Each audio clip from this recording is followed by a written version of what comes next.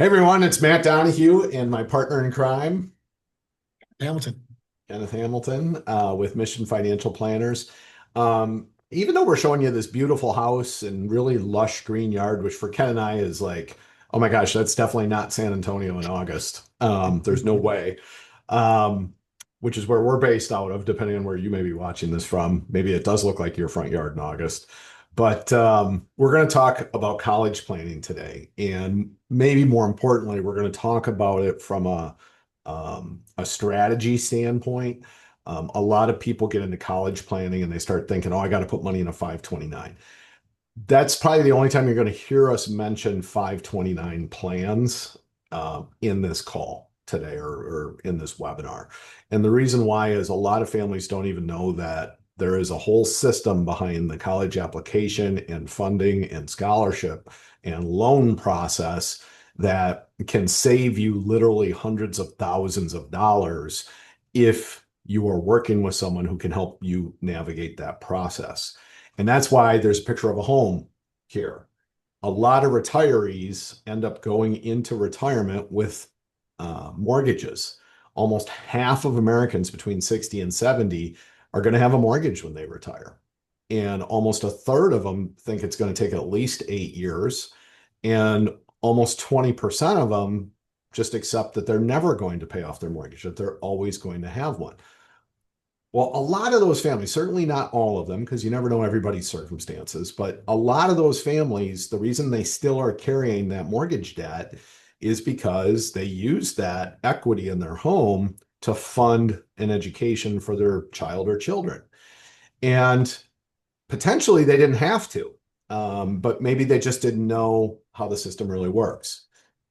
If you're thinking, hey, my kids are going to take this on, they're going to pay for it themselves. On average, borrowers walk out of college with about a $40,000 debt. Um, and that's assuming in many cases you went to a state college, you kept the expenses down, as much as you could. But when you look at that and you're just getting started and you've got your cell phone and all that other stuff that you need to get going, today, um, that 37,000 payment, whatever that looks like, that's a car payment. And it hits you within 6 months of graduating from college. So how do we help people minimize the impact of that? Well, one of the ways is by just acknowledging that a lot of families do end up overpaying for college. And that's something that we're going to talk a lot about. For those of you who follow our weekly updates, we talk a lot about Stoic philosophy. It's in our mission statement of make an informed decision, don't make an emotional decision. That's why you hire us. That's why you work with us, because it's not our money. We're not emotionally tied to it. But when you get into college planning, especially if you're within 3 to 5 years of a kid going to college, you can't let yourself fall into that pressure cooker trap. And some of the pressures, well, there's the competitive aspect of it. Oh, my cousin did this, or my niece or nephew's doing that. The kid down the hall, the kid, or down the street, the kid that you've always been super competitive with in school, right? The marketing you see, especially from some of the top tier, more expensive schools. Maybe it's just an unrealistic college list. I mean, that's always a possibility as well. Then you get into deadlines, life happens. You maybe get forced into a rash decision, and you maybe don't really know what the actual cost is, what that degree earning power is going to be, and what the graduation rate is. And Ken and I are perfect examples of that. Ken graduated in 4 years. It took me about 5.5 years to graduate from college, right? Okay, right? I mean, people are different. It's going to take them time, and not everybody knows what they want to do when they're 18 years old. But do you understand what the actual costs are? What is the degree earning power that you're paying for as the parent? And then the challenge, of course, is the school counselors. They aren't trained at all on how to pay for college. They are trained to help you figure out how to apply for college and put together a great package for it. So what happens? Well, really three things. One is you overpay. And the reason why you overpay is because you get driven by the brand name, the fancy name, the shiny name that's out there.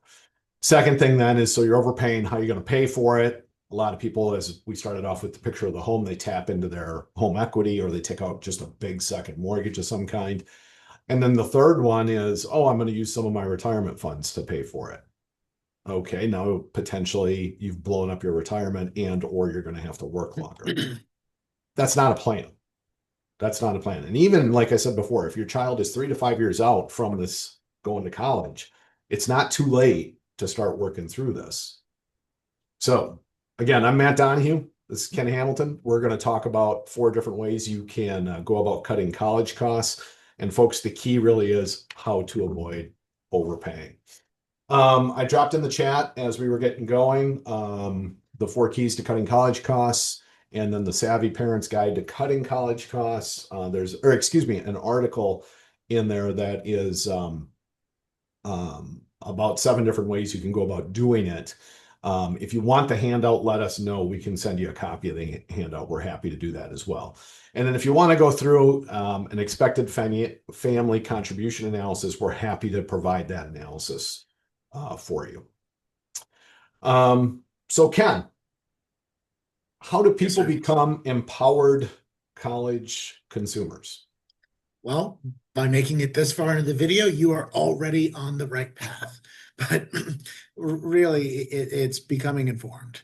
And so making sure, if you want to go to the next slide, is what do you really need to know to make sure that you're prepared? And parents, you've been in charge the last 18 years of your kiddo's life. Although This it is doesn't no always feel like that. Mhm. This is no time to stop. You should really, one, use your wisdom, your experience. I mean, think of the number of vehicles you've purchased, homes, businesses maybe you've invested in, and the due diligence you've done for that. This is a great teachable moment to walk your kiddos through it as a co-pilot, but really you should be leading them because at the end of the day, even if they end up financing it all on their own, let's be realistic. When they're 25, 35 years old, might you just out of the kindness of your heart, subsidize some of their life? Well, whether those dollars are going towards their rent or their kids' daycare or now their college debt, you might be subsidizing part of their lifestyle where again had that debt been smaller, better managed, not overpaid, that subsidy, if you do it, would be better applied to something more beneficial than debt or not happening at all. So encourage you to lead the conversation. Next slide. So know at the beginning, like anything else, you want to be really informed. 24% of students drop out in their very first year. 10% transfer out, and then college dropouts are 4 times more likely to default on student loans uh, than those who actually graduate. So we'll start with the top. One of the biggest things that everybody run to are college rankings. And yes, it's interesting and it's great to pound on your chest. And I went to one of those top 10 schools, so I'm aware of it. But at the end of the day, it is not a great report card or necessary a litmus test of how good that education ultimately is, and are you getting the bang for your buck? There are formulas that schools are all competing for to be higher in the rankings because we'll talk about this in a minute, but the top tier schools have an undue amount of applicants towards there where there are very good, I would call it value schools that don't have the same applications numbers as some of those top schools. Because at the end of the day, while these are nonprofit entities, it's still always about the dollars in that matters. Um, so again, if this school isn't a top 25 school, is it even worth my time? Can I send my child to a good school at all without blowing my savings? And the answer is yes. Yeah, and Ken, I could take the second point if you want. Please. Keep in mind, folks, this is a buyer's market. This is not a seller's market. And even though college costs are up and you've got some rejection rates at, like Ken's saying, at a top 25 school, keep in mind that's only 25 schools. And so you've got all the others in the whole universe competing to get your kid, to get your tuition and room and board dollars and your fee dollars to come into their institution. And so you've got to keep that in mind. Um, 61%, almost two-thirds of students at public universities do not pay a full price, and over 90% of students at private colleges receive some kind of price break. And the average at private colleges is almost a two-thirds discount. So you may be looking at a state college of some kind, and I won't pick on any certain state because we have clients all over the place. But you might be thinking the state college is what my kid has to do. And the reality, folks, is given the level of discounts you can get through scholarships and grants from some of these other universities or colleges, the cost is comparable, if not lower, to go to that, like Ken's saying, that good value private school. That might be a better experience for your kids, which is a little more like what I experienced. I went to a state college. I grew up in a very small town, got lost in a huge college system, and ultimately had to transfer to a much smaller college where I had a much better experience when I transferred, right? Did I pay full price? No, not at all. My parents just didn't know enough to ask those questions when I went off to the state college on day one. So, why the price cuts? Well, except like Ken was saying, except for the most elite schools where they have a 99% rejection factor or ratio, it is a buyer's market. Okay. Only a third of admission directors at the state colleges meet their fall goal by May 1st. Only one third. And 85% of the admission directors are worried about meeting the requirements they got to hit to get people in the door. Um, so there is real strong concern that you're not seeing when you go do the campus visit, right? And they're putting on their best face for you when you're there. You've always got to remember that. I'm going to turn it over to Ken for Mhm. point three here, but as we get into point three, the question I want you to think about is, well, what do you focus on when you're trying to navigate this whole college funding process? Yeah, and we've all probably walked through a Ross or TJ Maxx, whatever it is, and you'll see that this jacket is valued at 250, but your price is $100, right? It's the same thing with universities. You can go online and see the sticker price that it's 60,000 for educate for the actual tuition, but what is your price? And so we need to gather the pegs, which is the price, the expected family contribution, the graduation rate, and the starting salary for those. And we're going to go deeper, but I want to emphasize is the salary on the degree you're going to get. Because many universities, again, some push you towards pre-med, others toward that same university might have some liberal arts degrees. No shame on liberal arts, but again, when you look at the expected salary or anything else, it's just something that needs to be factored into it. So, what is PEX? Price. Learn to use the net price calculators, and there's a couple we'll be pointing you towards that are very powerful. Next, what is the expected family contribution? This is super duper important, especially if your kid is a sophomore or younger. There are some tax planning techniques that there's still time to be doing that we can, as the formula is public, we can figure out what your expected family contribution is going to be, and are there any shifts we could do to either increase or decrease that number. Graduation rate is huge. There's a university very close to where we live. I'm not going to drag them, but the stats are the stats. They have a 36% graduation rate within 6 years. Ouch. Yeah. Oh, The university that I went to has a 96% graduation rate within 4 years. Again, very vastly different results based off of how the university works. And again, if you're paying something for 6 years versus 4 years, again, pretty big difference. And then again, I dabbled on the salary cost overall. Ken, I know we'll talk about it more, and I don't Mhm. mean to interrupt. Can I just touch on the salary thing for a second? Oh yeah. So someone like me who was a liberal arts person, right, and still loves liberal arts and all that stuff. One of the things I can tell you from hard experience is, if you have a kid who's really passionate about the liberal arts, that's okay. That's okay. If you're paying for it though, you have a right to tell that kid, yeah, you can double major. You can minor in the liberal arts. You can tailor your liberal arts requirements at your college around whatever it is you like. But if I'm paying for your degree, here are some things you're going to have to do. And while the kid might be passionate about liberal arts, maybe they're really good at math as well. Hey, fine. Get a finance degree, get an engineering degree, get an accounting degree, get something that will enable you to leverage that passion for math alongside that liberal arts degree. Because you're going to see some of the eye-popping numbers as we go through this about what the degree you get typically sets you up for. Ken, I'm sorry I interrupted, but No, I'm going to just lay on.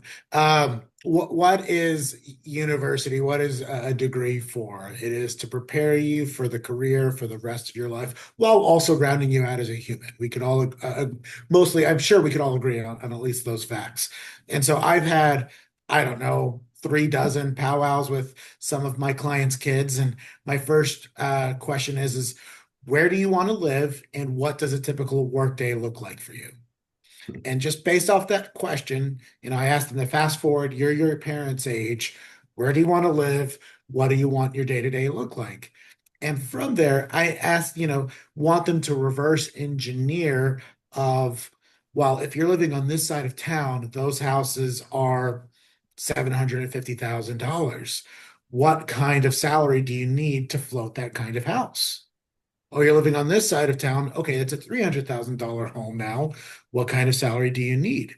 Are you working 312s because you're a nurse? Or are you working 7 days a week because you're a business owner, right? And sometimes that's what it takes as a business owner. But nevertheless, reverse engineer, and that leads them down to it. I'm not saying kids shouldn't follow their passions or things that they're interested in, but to Matt's point, there is an end game to this. We are mhm. going to college for a result that is to lead you down the path of where you want to be. And you got to start there. So when looking at price, there are net price calculators to discover what the school's true cost ultimately is. And so while there is the cost of school, there are scholarships and grants that are baked into most of them. Now, not all scholarships and grants are created equal. Some are merit-based, some are needs-based, and depending on the university you're looking at will determine that. And I know that's more the back half of the conversation today, but understand that there's the sticker price, right? The Ross, $250 for a coat, but minus the savings, what is the actual price? And we need to figure that out as quickly as possible so we can apples to apples compare some of these universities. So if money is an issue, again, let's start looking here before we even start applying to any college. Start developing that list. If the price results are bad, we really shouldn't let the child apply or greatly limit their expectations. Um, And that could be the it, hardest conversation to have with your kid. I'm sorry, Ken, I didn't mean to interrupt, but oh, Ken and I, as please. parents, we both love and adore our children. And we all know the hardest thing to say to your kids is no, right? And especially in something like this where they are spreading their wings, they're 17, 18 years old, right? They're going through that teenage development and all that stuff. It's hard to say no. It's really hard to say no, but you might have to. And undergraduate degrees specifically are table stakes. Mhm. 8 times out of 10, it should be table stakes. I have very, very close friends that went to local universities, um, but because of how well they did there, they then worked a few years in the workforce. They then one got very important credentials, and now as working at not even a Fortune 500 company, one of the top 10 companies in the world, and is providing tremendously for his family in that role. Another one then got his MBA from University of Texas, and again is providing very well for his family. So the undergraduate is just step one. It's what their next steps are back to where they want to be, and they can go to that top 10 school for their MBAs and everything else if that's again on their path. So to figure out your net price calculators, you'll need to have your tax return and your investment accounts. That's something we can help you organize and understand. Many good calculators will also ask for the GPA and test scores because again, there are some merit-based scholarships and grants as well as needs-based, and that'll be driven by your tax return and also help solve what the family contribution is going to be. Now play detective. How does your home equity impact the aid or the test scores or the grade point average? Maybe you have too much home equity that increases your family contribution.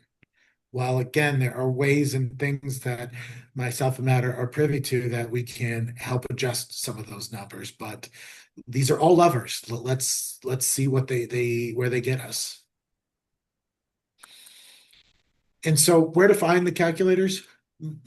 Federal law requires that every school posts this and they offer a calculator for freshmen. They're often buried within the website. Google the university and then in parentheses, just type in the words net price calculator. And it might be let's be honest, after the third or fourth ad, there'll eventually be one that includes it. But then also be aware of bad net price calculators. Not all of them will account for merit-based awards. Some calculators are worthless. And to be honest, the federal template going to that website, the one offered by the feds, just really doesn't give you the depth that you ultimately want.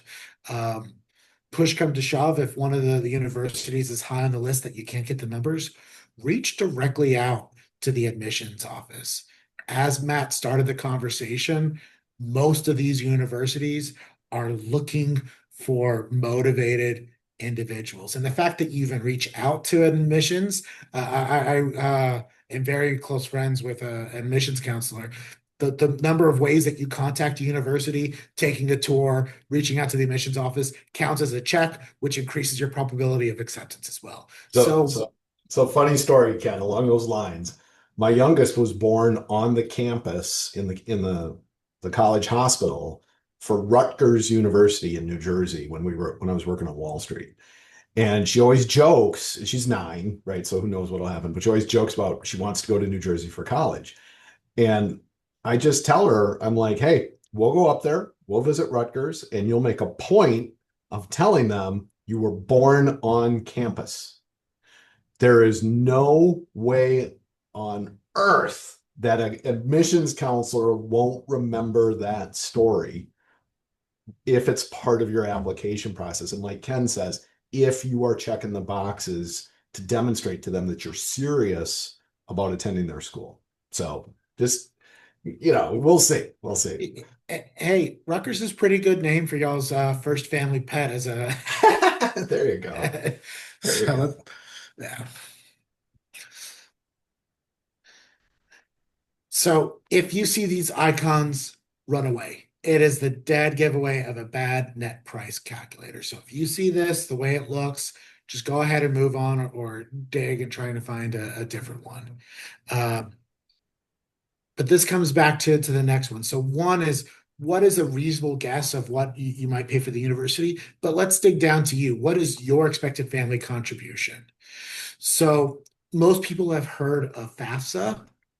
It is now commonly being called the Student Aid Index.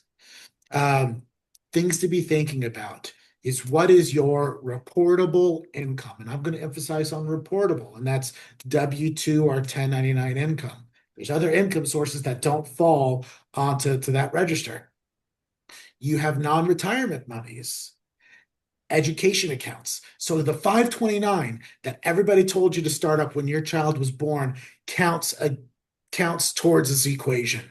The more money you have in the 529 reduces, or rather increases, your expected family contribution and might reduce the aid that you're going to get. Doing the right thing, or what everybody tells you to do, could make it more expensive for you in funding your kids' college. Um, Now, figuring this out, it can be tricky to complete, and it's really important to get it right, to know where your dollars are at, so that way we can get an accurate assessment. Anything you'd like to add on that, Matt? No, other than if you're fortunate, one of the few fortunate things about being an older parent is the key there in terms of the retirement accounts. Um, Retirement accounts, annuities, cash value life insurance generally aren't included in this calculation. If you're an older parent and especially if you're over 59 and a half at the time that that kid is in college or the kids are in college, that Roth IRA suddenly might serve a couple different purposes for you. It's always possible. So there are two main formulas. There's the federal formula, which is FAFSA, but then for about 180, we'll round up to 200 institutions use what's called the CSS. Notre Dame, the university I went to, uses both. And the CSS is a little bit more in depth. And I'll provide an extra layer of complexity, a little insight into my life, as I was raised by a single mother. Um, and even though my father, um, his financial duty ended by the time I turned 18, the university is going to had expected him to contribute. We had to lobby to explain, like, those dollars aren't there. They expected a dual income household or support coming from both entities, but that wasn't the case.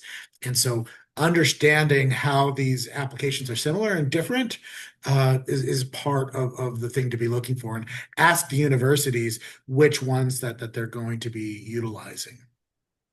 Next slide. Yep. So to qualify for any federal and state aid, the parents need to file. And the earlier you do it, there is this pool of dollars. And the sooner you get your application in, the higher chance that you're going to get what you qualify for. Another way of saying that is, if you file late, some of those dollars might be gone that you otherwise may have qualified for. And the state deadlines are happening earlier and earlier. And again, money can run out. On that third bullet point, early filers are more likely to receive twice as much grant aid from state programs and public universities than those that file late. So, same thing with merit scholarships. The early bird gets the worm. Simple as that. Okay. Matt, do you want to talk this one? Sure. It's a dollar amount is what you'll see when you do those calculators, right? So lower income families could be zero or negative even. The higher it is, the more you're expected to pay. The sooner you can get that, the better you have an understanding of what your total out of pocket is ultimately going to be. We can help take you through that. We can generate that report for you. A couple examples. Here is a modest family looking at adjusted gross income of about 65,000. Doesn't have a ton in cash or savings, about $20,000. Well, parents' contribution using the federal methodology is going to be about 1,700. Using the institutional, it's going to be about 3,200. So you can see right there, there's a big difference. If you look at the cost of a private college, well, now it's showing you don't have the full $60,000 need. You have a 56, 7, about a 2% decline or 3% reduction in what that need's going to be. Layer on a couple 100,000 of income. Well, now you do have a whole different set of issues you're dealing with, because on the federal methodology, now that number's jumped all the way to 46,000. But now on the institutional side, guess what? It's actually declined a little bit. So this is a great example of how, if you're someone who's doing well financially and you have one of those higher paying jobs or higher income households, well, suddenly using that institutional methodology, your expected out of pocket's a little lower.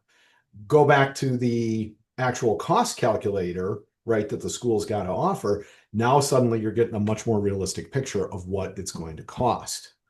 Once two kids are in college, though, you can see the numbers go down. right? They're not saying, oh, you got to pump out 40,000 per kid, right? It's still roughly the same aggregate, but it's not per kid. Yeah, the FAFSA used to, I would say, provide grace for those that had multiple kids in college. That's no longer the case. The CSS still does, however. So, again, maybe your first kid goes to a state school and your second one goes to a private institution that uses the CSS. That would assess it, or that would help. Or conversely, by your oldest junior, senior year with that second kid in college, might reduce the expected family contribution. Right. And this is where looking at the expected family contribution, they take the cost of the college, they subtract out the expected family contribution. If you're zero or less than zero, of course, there's no financial need. So now needs-based scholarships are out of the question. There's still merit-based scholarships, though. So don't forget that. There's always, well, not always, but many cases there are merit-based. A little more expensive school, you've got this, now you subtract it out. You can see now there's a $20,000 demonstrated need. So let's look at this. 60,000 is the cost of the college. The private school that you maybe think is out of reach, 55,000 is what you're expected to pay. So suddenly they're comparable because now you're going to be able to demonstrate more of a financial need at that school. So a couple strategies. If you have a small SAI, maybe in-state public universities, don't forget, like Ken said, file early. The early bird gets the worm. Those merit and needs-based scholarships, in many cases, there is a finite pool of money, and their job is to give it out every year. They give it out as people come in. They don't save it, right? So if you're applying late, they might be out of money by the time you apply. And look for the ones that are going to be more generous from a need-based standpoint. Using the SAI, okay, using that bigger index, suddenly private colleges might be more in the equation for you. So if you're looking for good merit scholarships, right, you've got that really bright student, maybe you're not demonstrating any financial need, but suddenly, hey, they're looking at a bunch of scholarships, right? If there's an elite university that does not provide merit scholarships to affluent students, the financial planner in me says don't even apply. Don't waste your money. Don't waste your kids' time. Don't even go there. Okay. And then look at not only in-state colleges, but there's some great out-state colleges as well, in terms of public universities that are going to give merit scholarships, because part of the thing that's appealing to them, keep in mind, they are fighting to bring people in the door. And from an accounting standpoint, who pays more? Right? From an accounting standpoint, the out-of-state student pays more. So even if there's grants and everything else, guess what? The college still got paid, right? They just got paid more than what they can charge an in-state student. So don't necessarily write off out-of-state schools. See, now Charlotte can go to Rutgers. So, Well, is it Rutgers private? I actually think it's public. I think Ah, it's actually public, but I could be wrong. It could be wrong. So get that EFC SAI, do it right away. Do it as soon as you can. And now it gives you an idea of what schools should you be targeting. I'm going to layer on. Even if your kid Okay. is 10, even your kid is 5, figure out what it is today. Because the more time you have of shifting your assets, maybe it is the time to buy your forever home. You thought you're going to do it after your kids graduate college. Maybe it's the time to do it now to minimize some of that equity. But you don't know what your drivers are until you run your numbers. So Right. run your numbers. Right, graduation rate. Ken touched on this earlier. Oof. 4 years is painful, guys. 37% versus 54%. Um, on average, it takes about 5.5 years to get that 4-year degree today. But 30% won't even graduate within 6 years. Um, if you have a marginal GPA or a weak academic background, the data is just worse. They struggled in high school. What do you think is going to happen in college? I mean, I'm sorry, but that's just what it is. And half of college dropouts will end up being delinquent on their loans within 3 years. Which So, sorry, I go ahead. forget if it's talked about in this DAC or not, but even if it is, it's going to be worth repeating multiple times.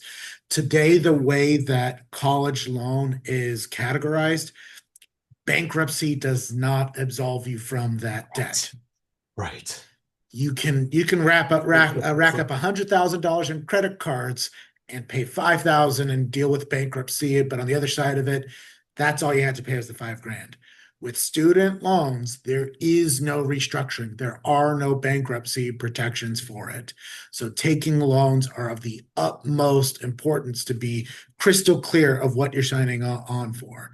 Right. And yeah, yeah. So Federal College Navigator is a great tool for looking at retention rates and also graduation rates. Retention rate, guys, is super important. If your kid is thinking they're going to work and go to school part-time, it's highly unlikely they're going to finish their degree. If they're going to go full-time and work part-time, well, okay, they have a much, much better chance of finishing that degree. Salary, here's where it gets interesting. You need, and this is one of the few times we're going to give a blanket recommendation here, but the dollars you're spending to help your child go through college, they are an investment in your child and they need to be viewed as such.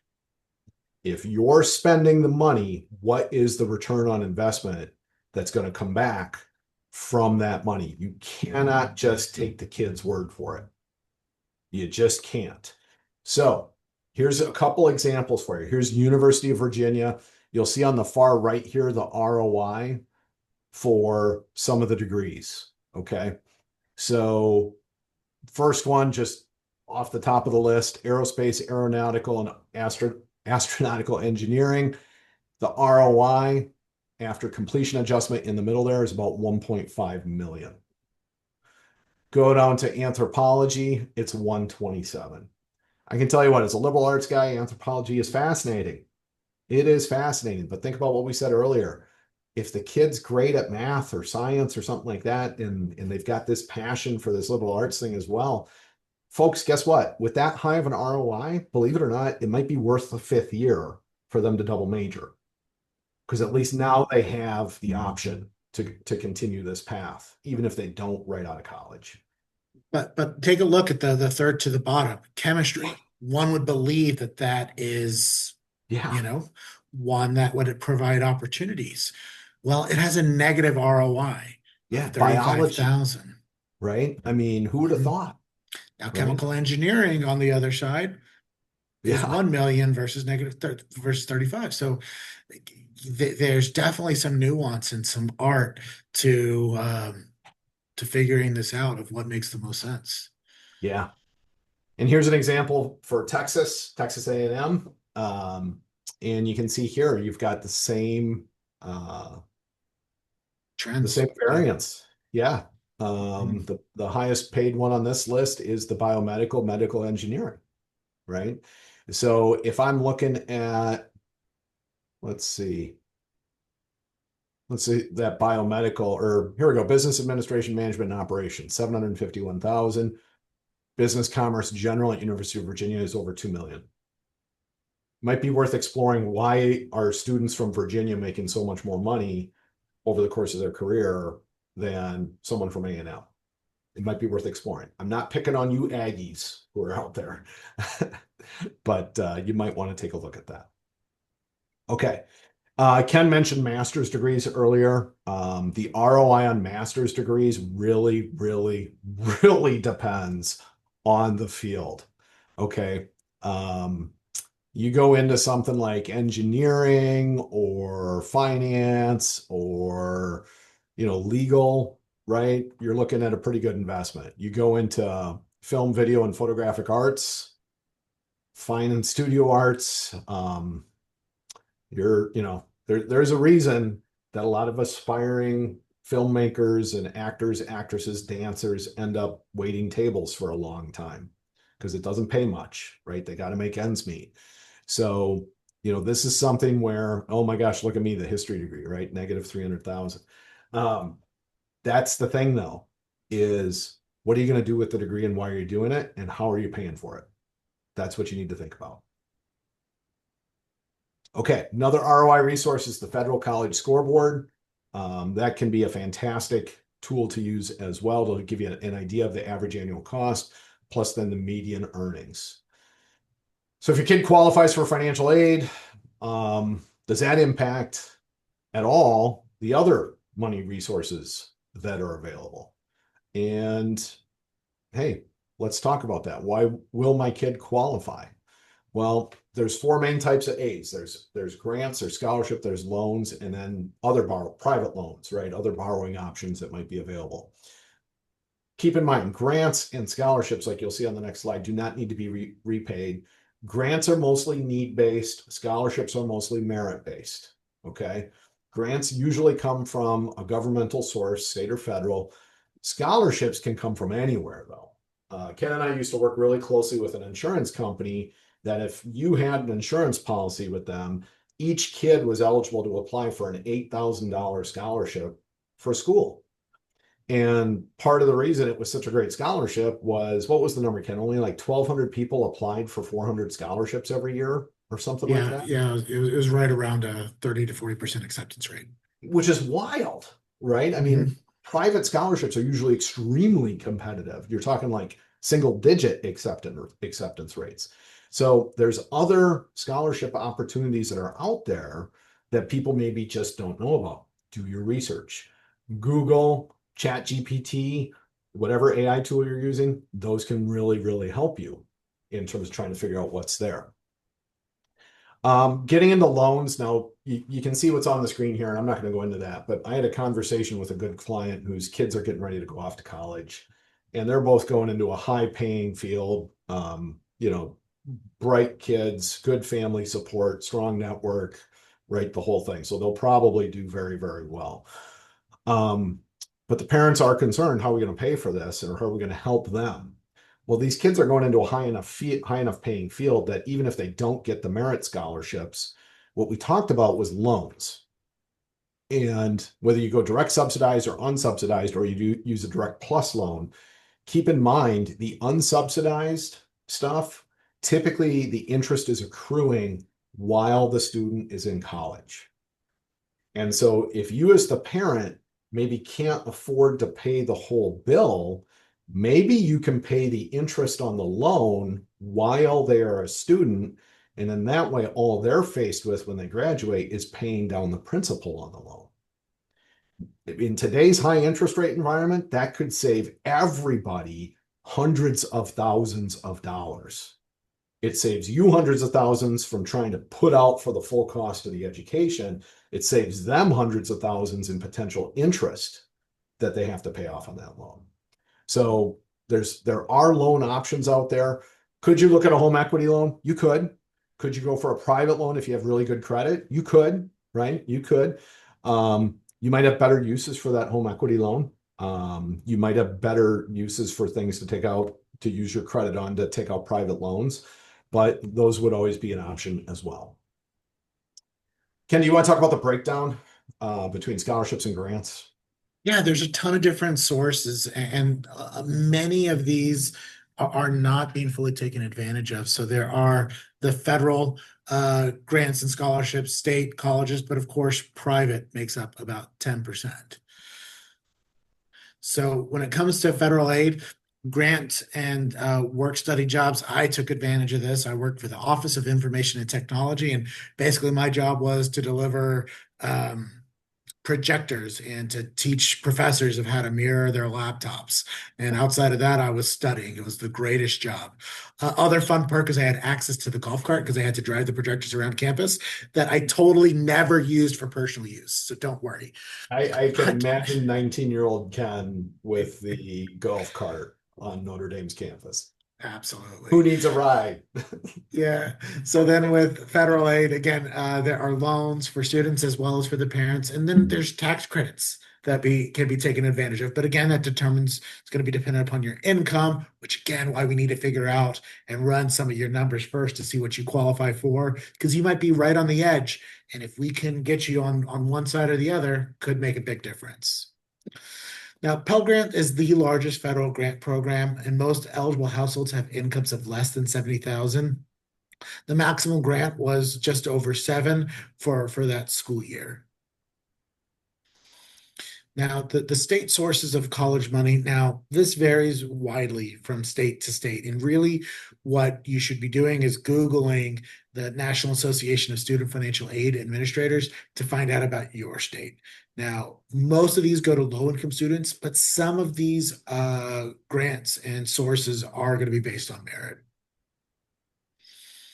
Now, with state universities, typically most in-state schools are often the cheapest, but not always.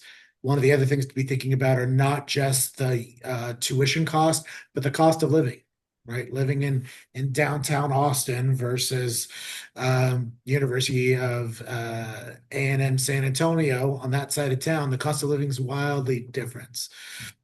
But merit aid right now is soaring. Universities are trying to boost rankings, so they're trying to attract some of those higher GPA, more involved students, and so they are using their dollars to increase their ratings by getting better students there. And universities are often fighting off competition. And so some of the state merit scholarships. So you'll want to Google the name of the school as well as scholarships. Maybe start with your GPA or SAT or ACT scores. But very popular schools like UCLA or Virginia or Michigan, like a lot like the Ivies, don't need to worry about scholarships to attract students. And so what we're looking at are examples of some of some of the scholarships. Some of them need to be resident of the state, but then some of them are directly for non-residents for that same university. So again, they are actively trying to bring in people from outside, and they're going to help cut into some of that out-of-state tuition that might have scared you from applying or looking into it in the first place. And I can touch on aid at college or private college Please. if you want. Okay. So merit is really going to help in this environment for private colleges. Remember what we showed you before with the expected earnings calculators and all that. Suddenly, when you do all the math, the private college can be right in the same ballpark as the public university can. So they want to attract good students just like public universities do. And some of those great private colleges you've never heard of, right? I mean, you just haven't because they're good little schools, but they're good little schools. Um, if you don't qualify for need-based aid and money is right, the worst place to apply to college, just from a financial planning standpoint, will be the most highly ranked universities. Think about what Ken said earlier. You know, you don't have to be an Ivy League school. You could be a UCLA, you could be a USC, you could be a bunch of, really, really well-known state colleges. They don't have any problem with applications coming in the door. And so they're not going to be the ones that are going to be the most willing to offer financial aid. That being said, some of them will give the best financial aid packages, but not merit-based packages. So if you are that higher income household, you may just price yourself out from an income standpoint of being able to go to that school. And think about what Ken said. That's okay. That is okay. There are plenty of great schools out there. There are plenty of great schools out there. One way to take advantage of it is throw a very wide net. I'm a huge believer in this in a lot of aspects of my life. Um, you got to find the institutional money. You got to evaluate that college's generosity. Okay. So you want to see how many students actually get a merit scholarship. You're going to want to see for need-based aid, how many of the kids who needed it actually got it. And then you're going to want to see what drops off after the freshman year because they're getting you in the door.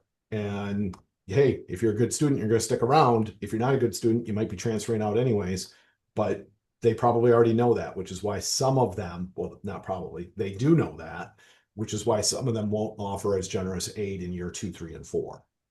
Collegedata.com is a tremendous resource. You absolutely should be using it. You can do research on there to find out about, hey, what's it look like as a freshman? What does it look like as all undergraduates?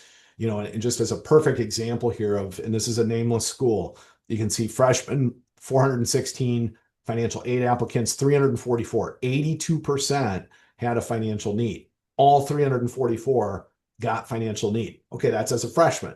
Now let's look at all undergraduates. Total of 1,200, Look at this. Found to have need actually went up from 82.5, 82.7 to 87.7, but still 100% of those kids got financial aid. Two bullet points lower, average percent of need met, Yeah. 93%. So despite there being a $50,000 sticker tag on it, only 7% of it is Is coming taken out of care of. pocket. Mhm. Yeah. Yeah. So here's a little example of a college, Pomona College. I won't dive into the details. You get the point, right? Do your research. Figure out who's going to give need-based, who's going to give merit-based. Do they continue to do so after year one? This is a great example of a real school and actual results out of a real Yeah, school. 100% of the students' needs that had financial needs was met by the university. Yeah. Okay, next. Um, Here's an example, Loyola Marymount, not as good, right? Just not as good from this standpoint. So it doesn't mean it's not a great school. It just means that, hey, percentage need met is about 70% average award, right? And it's maybe it's not worth it. So okay, private scholarships, we touched on that a little bit. Foundations, charities, companies, civic groups. One of the big things that at least Ken and I have seen in our careers is when people apply for private scholarships, the best thing you can do is be actively involved in some organizations outside of the school, not just inside the school. You can be in sports and band and academic clubs and all that stuff inside school, but you've got to have a couple things you're doing outside of school as well. And you've got to be able to demonstrate that you actually did stuff to get their attention on some of these scholarships. Um, I'm not a shiner. My dad's not a shiner, right? Or a Mason, right? Or any of that. And for some reason, I got a Mason scholarship for my freshman year of school. Why? Because I volunteered to be an umpire for slow pitch softball for the little slow pitch softball league for kids that the Masons, where I grew up, um, sponsored. And so they got to know me through that activity. And suddenly I got a scholarship from them. I didn't even know, to this day, I don't even think I applied for it. It was more of a, hey, he's going to college. He needs a scholarship. Let's get him one. Right. So I'm not saying it's that easy. Right. But you gotta, you gotta get out there. You just do. Um, Watch out for the financial aid trap, though. You do have to report your scholarships when you're doing all the financial calculations and all that with the universities, because you can't make money to go to school. They're not gonna fall for that at all. Okay. Every school has a slightly different policy for that, but affluent students might not really be affected. If they're getting a ton of merit scholarships, hey, they're probably not getting the needs-based scholarship. So, that is one saving grace. If you've done a little better, your kids might actually still get the full merit scholarship at that point.